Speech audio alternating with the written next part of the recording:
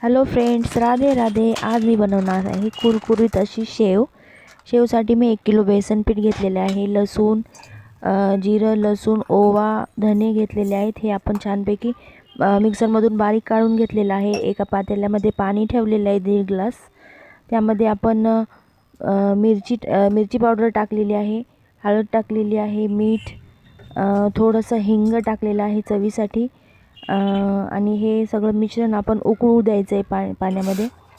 छानपैकी असं उकळल्यावर हे आपण पेस्ट बनवलेली होती लसणाची, ती यामध्ये ॲड करायची आहे. आणि उकळी आली की पिठामध्ये चाळणीने गाळून घ्यायचं हे सगळं.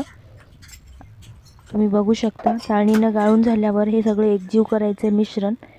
आणि एकजीव अगदी असं गोळे नाही झाले पाहिजे, असे एकजीव करून घ्यायचं आहे मिश्रण.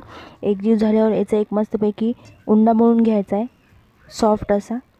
आणि मग सोऱ्यामध्ये आपण काय करूया, एका कढईमध्ये तेल ठेवूया आणि असे छोटे छोटे उंडे मळून सोऱ्यामध्ये आपण पद्धतशीर ठेवून याची शेव बनवूया. मला शेव अशी बारीक नाही आवडत, मोठी मोठी आवडते, म्हणून मी मोठी बनवते आहे.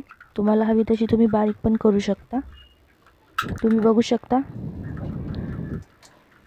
ही अशी शेव मी टाकून घेतलेली आहे तेलामध्ये, गोल गोल अशी. 5 ते 6 लेअर होतात ह्याचे, एकावर एक ह्याचे.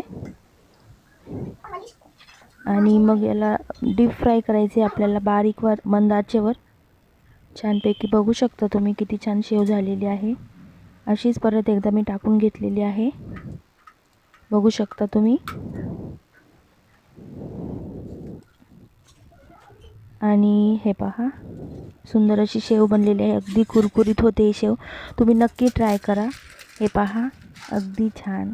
आवडल्यास लाईक करा. Bye bye.